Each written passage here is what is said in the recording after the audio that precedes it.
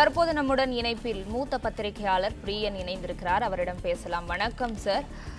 Sir, கடந்த 10 ஆண்டுகளாக ஹரியானாவில் பிஜேபி ஆட்சியில் இருக்கும் நிலையில் தற்போது மீண்டும் பாஜகவே ஆட்சியை தக்க வைத்துக் கொள்ளுமா? உங்களுடைய கருத்துக்கள்.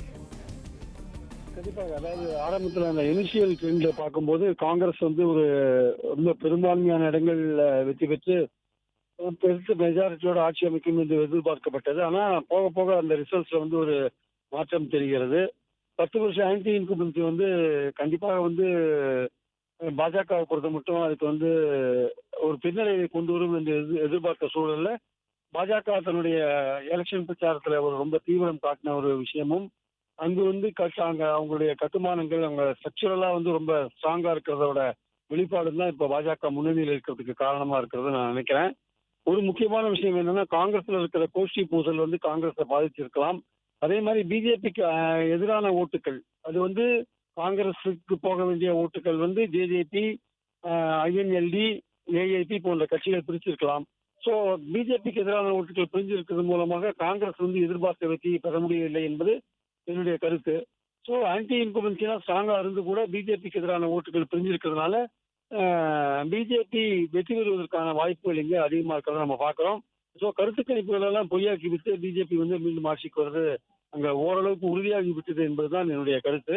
ஆனால் மார்ஜின் ரொம்ப அதிகமா இருக்குமா சொல்ல முடியாது. ஒரு 45ல 50 சீட்டுக்குள்ள பிஜேபி கடைசியாக செட்டில் ஆகலாம். இதே ஒரு பெரிய சாதனையா பார்க்கலாம். ஏன்னா ரொம்ப தோல்வி அடையக்கூடிய ஒரு சூழல்ல இருந்த பிஜேபியை வெற்றிக்கு கொண்டு போயிருக்க அந்த விஷயம் நிச்சயமாக பிஜேபி என்கிற கட்சிக்கு இருக்க அந்த கட்டுமானங்களை சரியாக பயன்படுத்தி அவங்க வெற்றி பெற்றிருக்காங்கன்றது என்னுடைய கருத்து. சார், ஜம்மு காஷ்மீரில் காங்கிரஸ் ஆட்சி அமைக்கக்கூடிய சாத்தியக்கூறுகள் குறித்து உங்களுடைய கருத்து சார். ஜம்மு காஷ்மீரை பொறுத்த மட்டும் கருத்து கணிப்புகளை பார்க்கும்போது ஜம்மு காஷ்மீர்ல தொங்கு சட்டசபையும் ஹரியானால காங்கிரஸ் மெஜாரிட்டி பெறணும் கருத்து கணிப்புகள் எக்ஸிட் போல் வந்தது.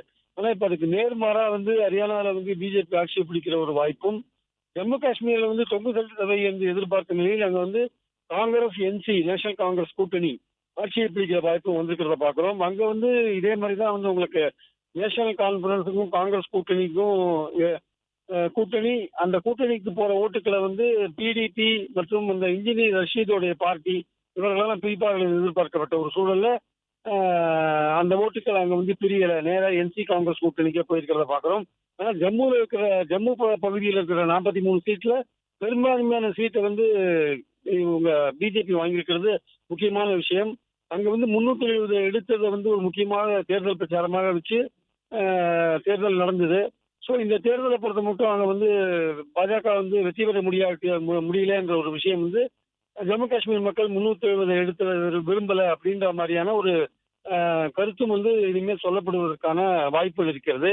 பிஜேபியை பொறுத்த மட்டும் காஷ்மீர் என்பது தேர்தல் விஷயத்தை தாண்டி ஒரு உணர்வு பூர்வமான ஒரு பகுதியா காஷ்மீரை பாக்குறாங்க பிஜேபி.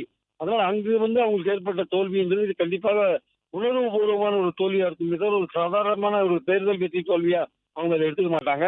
ரெண்டாவது காஷ்மீர்ல பிஜேபி தோல்வி அடைஞ்சா கூட ஆட்சி அமைக்க முடியாமல் போனால் கூட லெப்டினன்ட் கவர்னர் மூலமாக எல்லா விதமான அதிகாரங்களும் சென்ட்ரல்ல இருந்து பிஜேபி செலுத்துறதுக்கான முழு வாய்ப்பும் இருக்கிறதுனால அங்க என்சி காங்கிரஸ் கவர்மெண்ட் தேர்ந்தெடுக்கப்பட்டு வந்தா கூட அவர்களுக்கு எந்த விதமான ஒரு பெரிய அதிகாரமும் அங்க இல்லாதனால தொடர்ந்து மத்திய ஆட்சியோட பிரதிநிதியா இருக்கிற லெப்டினன்ட் கவர்னர் தான் அங்க முழு அதிகாரத்தை செலுத்துவார் என்றால் தேர்ந்தெடுக்கப்பட்ட அரசுக்கு எந்த விதமான அதிகாரங்களும் டெல்லி கவர்மெண்ட் போல இருக்காதுன்றதுனால பாஜகவே இதை பத்தி ரொம்ப கவலைப்பட மாட்டாங்க. எப்படியாவது நம்ம அதிகாரம் தான் அங்க செல்லுபடியாகும் என்றபடியால் அங்க இருக்கிற தோல்வி பாஜக பெருசா எடுத்துக்க மாட்டாங்கன்னு நினைக்கிறேன்.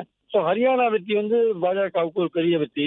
ஜம்மு காஷ்மீர் வெற்றி உணர்வுபூர்வமான தோல்வியா இருந்தா கூட அதிகாரத்தை மத்திய கவர்மெண்ட் லெப்டினன்ட் கவர்னர் மூலமாக செலுத்தக்கூடிய வாய்ப்பு இருக்கிறதுனால அவங்க அதிகமா பாஜக அதை பத்தி கவலைப்பட மாட்டாங்கன்றது என்னுடைய கருத்து.